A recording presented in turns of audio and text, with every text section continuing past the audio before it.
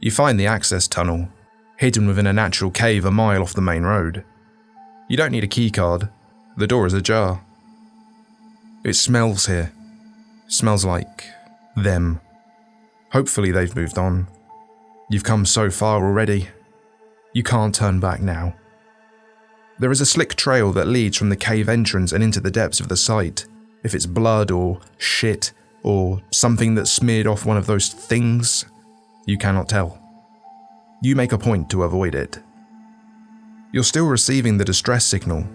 It only started broadcasting yesterday. Whoever it is, you pray they're still alive. Your footsteps echo throughout empty corridors. Each footfall sounds for all the world like a dozen, as if you're not treading through the dark alone. Elevator is down, so you take the stairs, ending on floor B5, Keter holding. You pass several empty containment chambers. The horrors they once held are long gone, if you're lucky.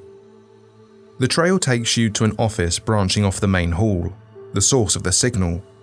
The door is cracked open, but stuck. You plant your feet, push with all your might. Something skitters out of one of the rooms to your left and around the corner before you can get a good look at it. Your first thought is dog. It was on the ceiling though. You take refuge in the room, slam the door behind you. It's dark here. You're safe. You take off your jacket and head wrap. It'd be a damn shame to die from something like hypothermia after all that's happened. The sole operating emergency light casts a pale orange glow across the room. There's shelving haphazardly placed behind the door, a barricade. You scan the room. Soiled clothes, half-eaten food. Despite the presence of an adjoining restroom, there is excrement in a bucket in the corner. A pneumatic chamber on the northern wall would have been delivering consumables to the occupant. The trail terminates in the corner of the room, forming a sick puddle. You spot 3 pharmacy bottles. Further inspection reveals them to be various opioids. They're all empty. There's a desk with a computer atop it. Approaching the terminal, you can clearly see the blinking light of the power button. You take a seat, turn it on. You hear footsteps just outside the door. Every first step comes down heavy, the second drags behind it. A dark shape blots out the light streaming in through the slit between the floor and the doorway. You tense up, waiting with bated breath, praying it will pass. You damn the deafening thumping of your heart for betraying your position. The shadow recedes. You breathe a sigh of relief just as the screen comes to life. There has been an error in retrieving the current iteration of the SCP-001 file. You are currently reviewing revision 3.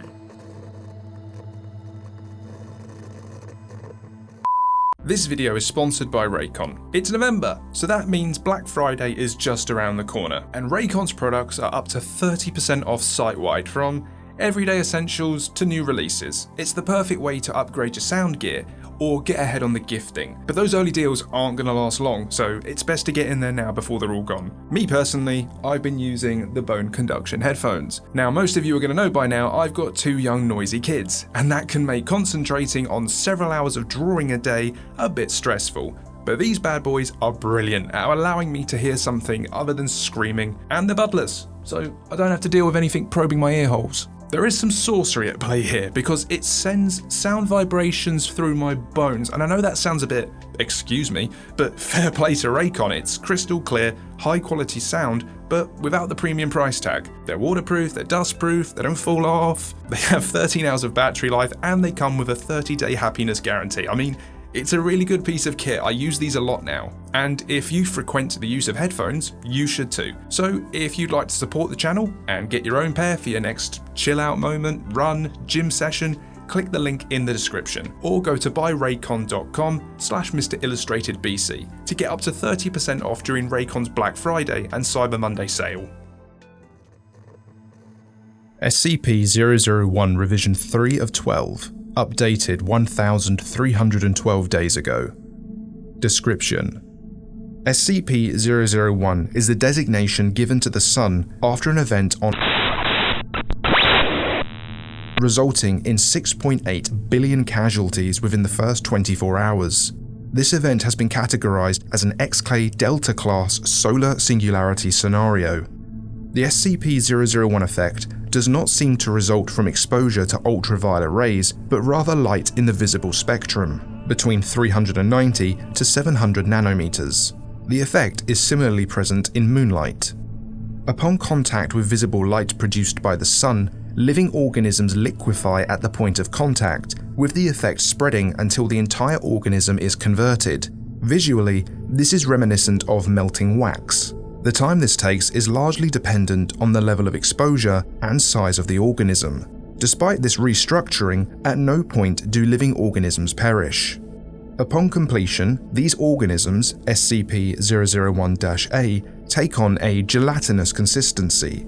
Motile organisms will attempt to orient themselves in a fashion reminiscent of their previous form, to varying degrees of success.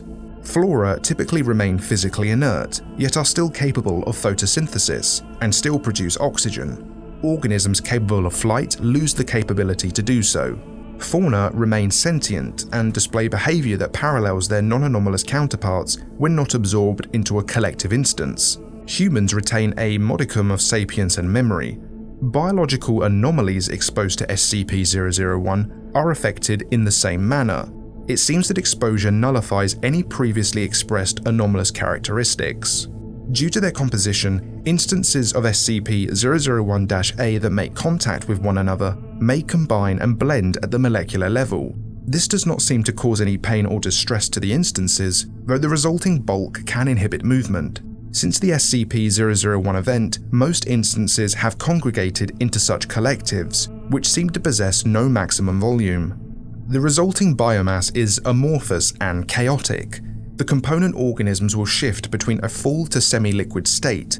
Limbs and bodies will rise periodically from within the mass for a short duration before deteriorating and being subsumed by another lifeform. Collective instances will locomote by using their appendages in tandem to carry their mass. Larger instances will form a pseudopod from their constituent lifeforms and drag themselves about in a manner similar to amoeba. Special Containment Procedures. Due to its nature, SCP-001 cannot be contained. Survivors of the SCP-001 event stationed within secure facilities are to remain in contact with one another. Personnel are encouraged to attempt to reach Site-19 by any means at their disposal. Personnel with knowledge as to the whereabouts of the O5 Council are to relay this information to the administrator.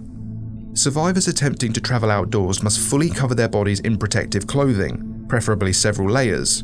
Travel by foot should be limited as much as possible. Cities and man-made structures in general provide the greatest protection. Formerly wooded areas should be circumvented. Travel by air is preferable above all other methods. Personnel exposed to SCP-001 are to be considered lost. Compromised personnel are to be abandoned. A euthanization is not to be attempted. Collective instances of SCP-001-A that are of formidable size are to be avoided at all costs. Conductive electrical weapons have proven partially effective at immobilizing instances and may be used for self-defense. Incendiary weapons work as well. Cryonic munitions are the most effective thus far. Testing has revealed that SCP-001-A is relatively safe to consume. This is only to be considered as a last resort in the absence of other options, as SCP-001-A may reconstitute within the digestive system. Only small portions should be consumed at a time to prevent blockage. Personnel stationed at Site-19 are to pursue research concerning off-world colonization. Shuttles must be constructed as to not allow light to penetrate the interior. To those of you with families or, God forbid, children, I'm deeply sorry. You must push on. Do not let their deaths be in vain. We do still have time. Humanity may still have a future. Come to Site-19. We need all the hands we can get. Learn to embrace the darkness, friends. Fear the light. Attached audio log. A harsh static lashes out of the speakers when you open the file. It disturbs the stillness of the room, catches you off guard, and quickens your heart's pace. There's some handling noise as the recorder adjusts their microphone. A brief moment of silence passes and then This is Dr. Logan Igora, level 3 researcher. There's a quiver in her voice that betrays her attempts at professionalism. She pauses, takes a deep breath, and continues. Due to Site-46's possession of several communicable info hazards, we have been cut off from the rest of the network under blackout protocol. As such, I'll be updating this as we come across new information. On the bright side, we are actually still receiving transmissions from a few sites. A good number of personnel have made it seems. Some are planning to make a break for 19. Some are trying to fight the Dash-A's. Some, like us, are simply biding their time. Our site is sealed for the time being. We're not ready for the journey. At least, not yet. We experienced a containment breach a few days ago. One of the higher maintenance humanoids broke loose. Son of a bitch compromised containment on half a dozen catters and ran off. They didn't make it more than 5 feet from the tunnels before collapsing in a soup. I watched it play out on the cams. It didn't take long for them to get back up. She stops again, mutters to herself incomprehensibly, before you hear the unmistakable sound of a match strike. Much better. Not exactly a designated smoke area, but what the hell, right? Commander Anand suited up and went to town on them the next day.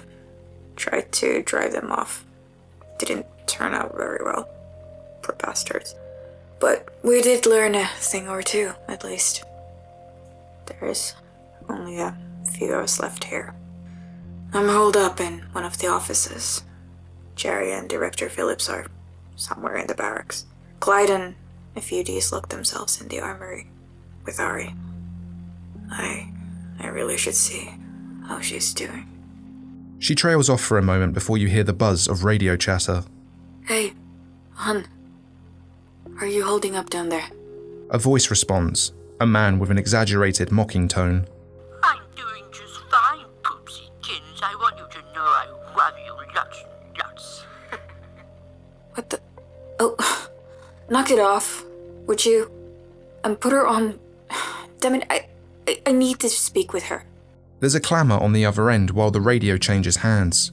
A voice calls out concerned. Babe? What's wrong? Nothing. It's nothing. I just wanted to check in real quick. I'm fine, babe. Really. I can take care of myself. No, I know. I know that. I can't help it though. I know coming here was never easy for you. And with everything going on, Hey, you told me you would quit smoking. There's a ruckus as Igota presumably attempts to snuff her cigarette. Oh, no, of course not. I mean, I did. I did stop. Ari doesn't sound convinced.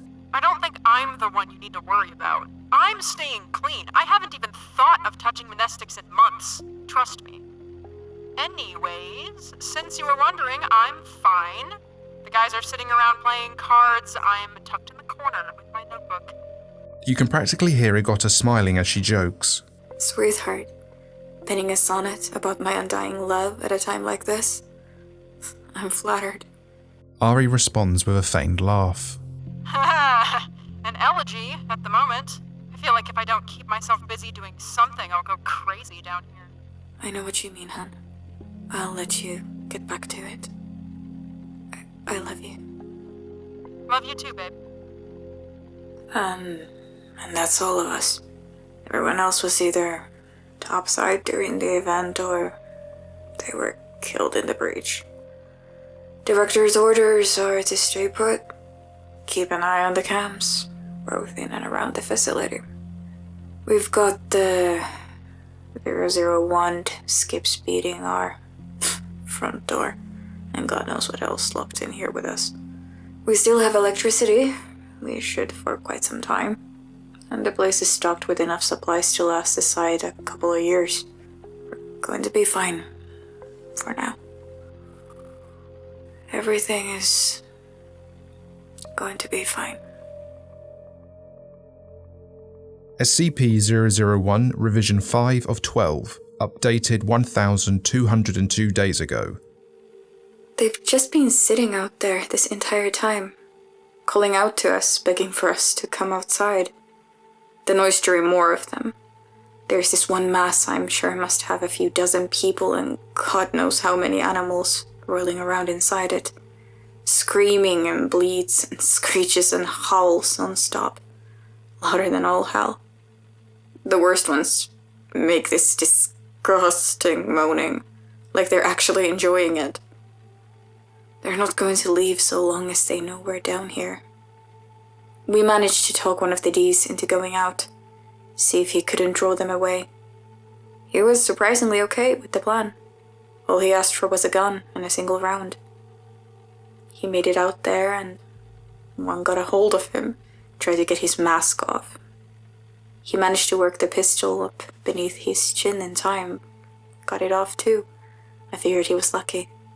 After he went limp though, it kept working at his suit. Right off the hood, poured itself inside, began tearing it off of him from within. He came back, started changing, dripping out of the suit and screaming and screaming and screaming.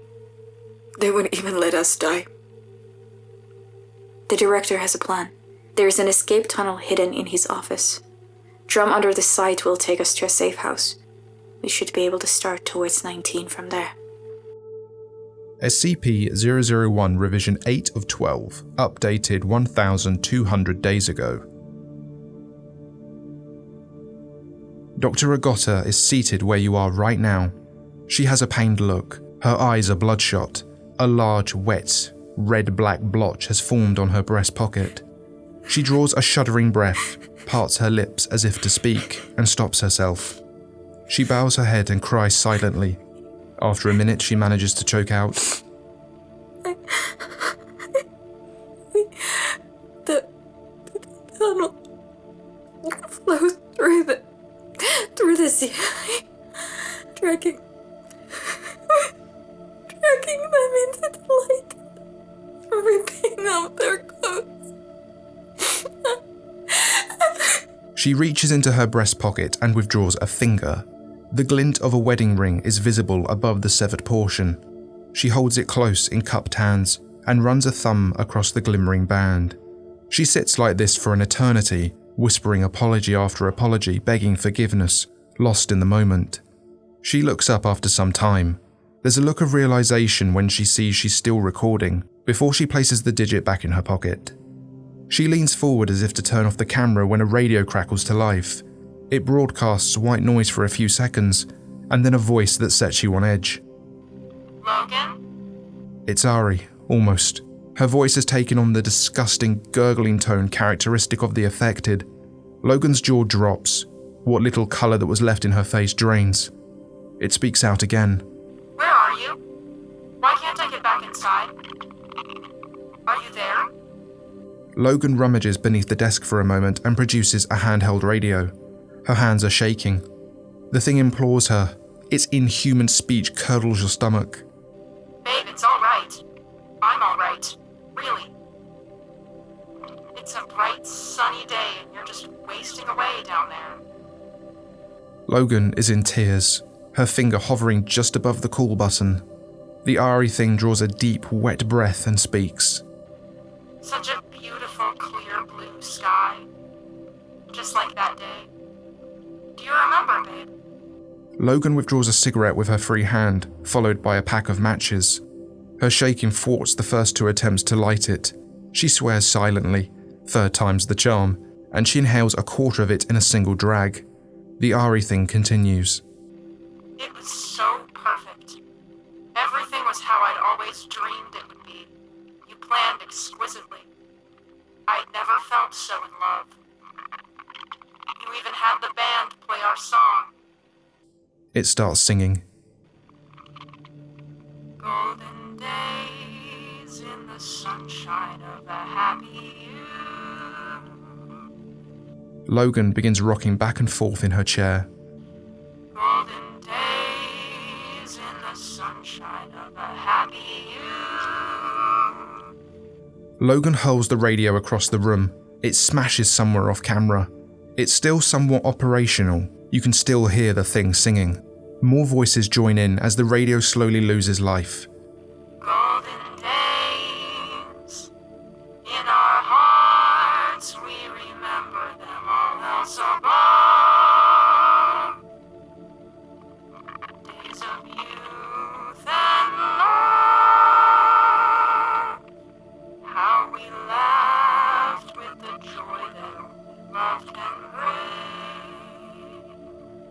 Looking back through memories' eyes, we will know life has nothing sweeter than its springtime. Golden days when we're young. Golden days. They continue singing until the radio mercifully dies. Logan rushes out of her chair and you can hear her vomiting off screen. The video films the empty seat for several minutes before she returns to end the feed. Something isn't right. A lingering paranoid sensation washes over you. You're being watched. You defensively dart your eyes about, though they take a second to adjust to the darkness beyond the monitor. The emergency light sweeps across the room, stretching and twisting the shadows beyond recognition. That's when you spot it. There, in the corner, coming out of the puddle. Time slows to a halt. A pair of hands coated in the lustrous black slime you followed through the facility are on either side of the sickening pool, as if something beneath the floor is bracing itself, trying to lift itself up. Something inhuman. The head comes next, rising from the muck. Matted hair conceals its face, plastered over it by the mystery fluid. It turns in your direction. It stares at you from the corner, which once again falls into darkness. The emergency light continues its journey across the room.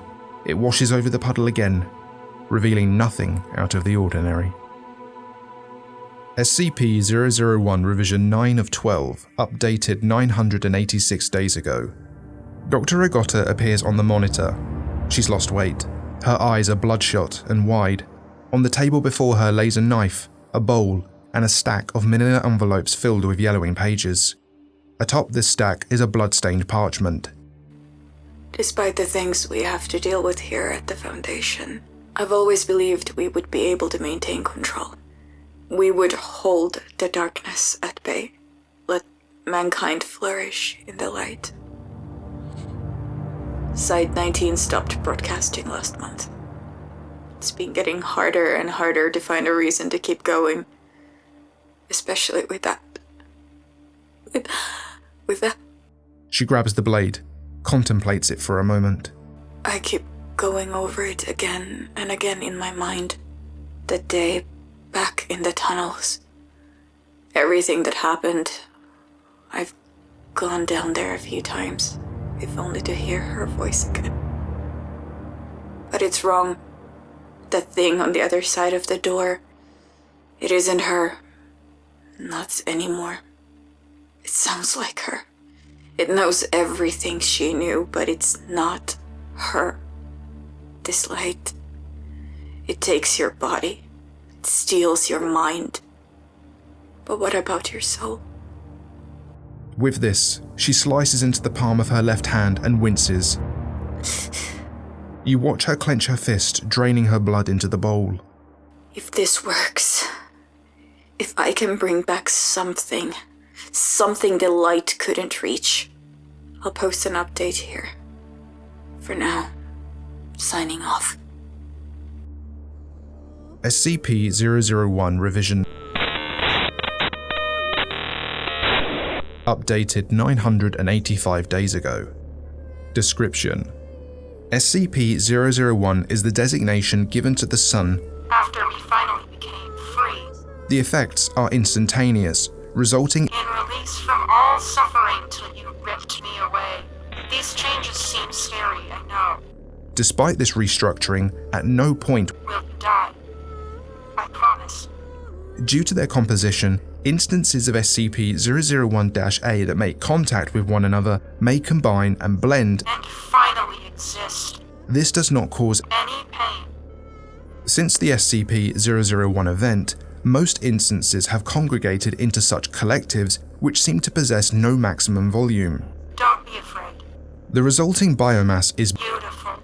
the component organisms will shift in and over and around and through. In and out and in and out and in. Limbs and bodies hold Never letting go. before deteriorating and being subsumed by another life form. Collective instances will locomote by Just trying to get close to you again. Trying so hard. Let me in. Let me go back. special containment procedures. SCP-001 Should not. be contained. Survivors of the SCP-001 event stationed within secure facilities, Can never truly be with one another. personnel are encouraged to Get over themselves and stop thinking they know better. Can't hide down here forever, love. personnel exposed to SCP-001 Aren't people you can just abandon. I didn't ask for you to save me. It wasn't your choice to make. a euthanization is Not. to be attempted. Conductive electrical weapons Why? have proven partially effective at immobilizing instances. You couldn't stand to see me better off. Incendiary weapons, Tickle. cryonic munitions are the most effective thus far. Personnel stationed at Site 19 have No regrets. Neither did I. It's never too late. There's a video file attached. Opening it, you see that it presents the room you're in. The feed seems to be coming from one of the security cameras up in the corner of the room. It's dark, but you can just make out Dr. Rigotta laying on a pile of laundry along the far wall. She's writhing in her sleep. She seems tormented, hurt. She's tossing and turning and mumbling nonsense words. The camera shakes. It lifts upwards for a moment before it focuses on her again. It starts moving closer, slowly.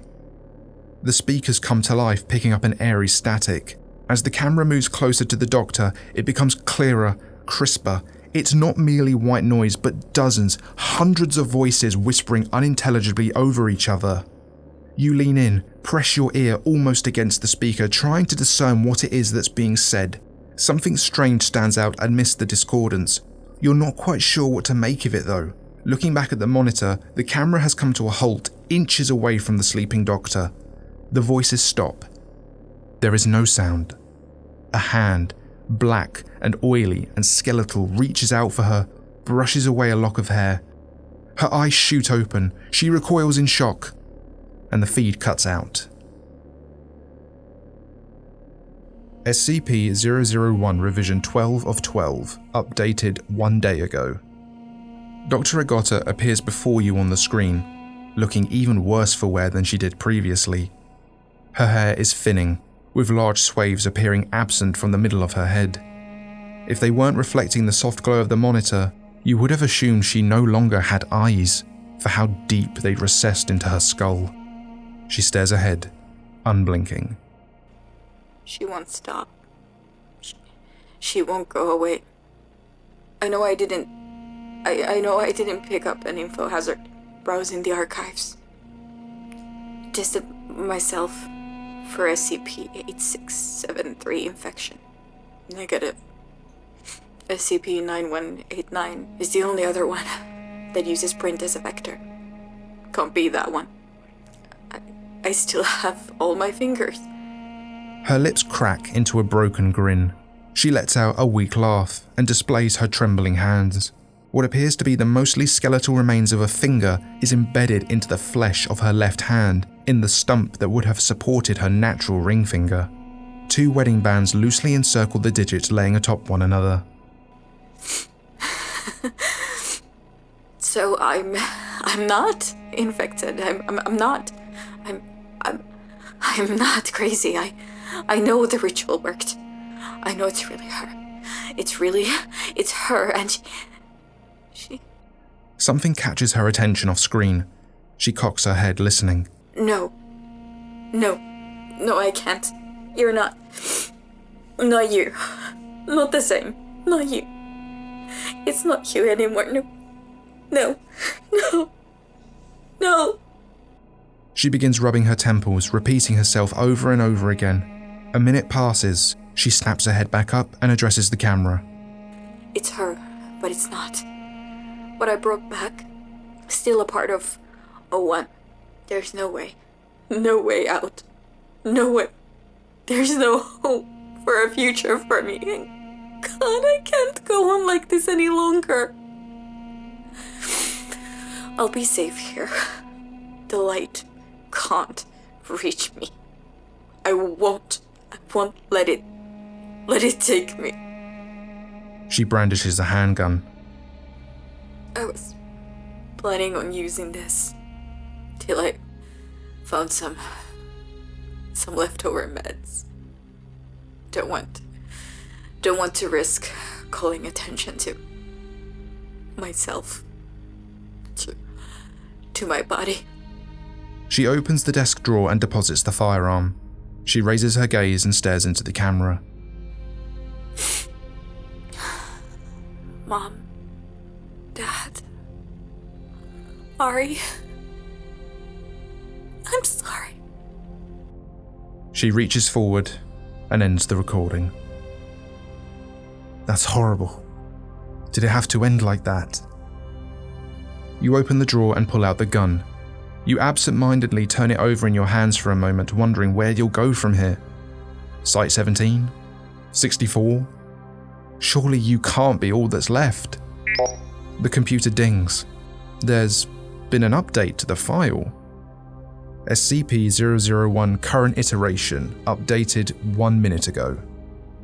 Saffron skies raise the blazing sun. A chance encounter, awkward displays. One day, my love, we'd be as one. With two intertwined, a set course begun. That frenetic, wild, lustrous haze. Azure skies host the radiant sun. Above us, beaming as we run. Down that aisle, a fervent craze. That day, my love, we became as one. With future unfolded, the life we'd won. Commitment and duty for the family we'd raise. Cerulean skies ferry the shimmering sun. Buried, shackled by fate, overrun. But ever-growing resentment and malaise. Yesterday, my love, we were as one. Now you lie here, the life in you gone. In the dark outside of her rays. Crimson skies bear the torch, our sun. Today, my love, we'll be as one.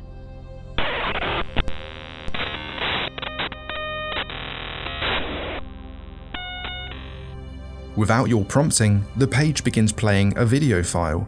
You freeze when the image loads. It's a live feed, looking down on you from behind, about a foot away. A skeletal, inky left hand enters the frame, approaching you at a snail's pace. It's missing its ring finger. Without a second thought, you turn and fire in a frenzy, hoping to drive off the spectre. Your bullets meet an empty wall. There's nothing there. A second passes before you hear it. Before you hear them. Sloshing wet thuds coming down the corridor, accompanied by a chorus of screams. It slams into the door. Could there be a place to hide? It strikes a second time.